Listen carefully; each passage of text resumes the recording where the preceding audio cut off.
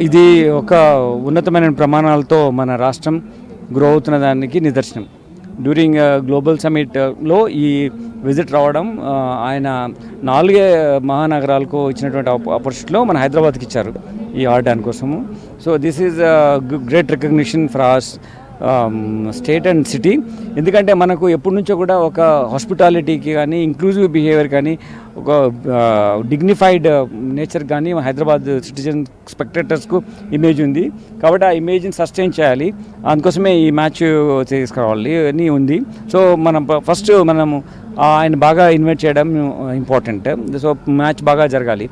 ముఖ్యంగా ఏంటంటే ఎవరైనా సరే ఇక్కడికి వస్తున్నారో వాళ్ళకు ఆన్లైన్లోనే టికెట్స్ అమ్మడం జరిగింది. డిజిటల్ వేలో వాళ్ళు టికెట్ తీసుకొచ్చి ఇక్కడ ఎంట్రీ ఉంటుంది. So people who don't have ticket, వాళ్ళకి టికెట్ లేని వాళ్ళు దయచేసి స్టేడియం రాకండి. బికాజ్ మేము వాళ్ళని అలౌ చేయము, 3 టైర్ బందోబస్తు ఉంటుంది కాబట్టి వాళ్ళని ఇక్కడ రానికుండా చేయలేం.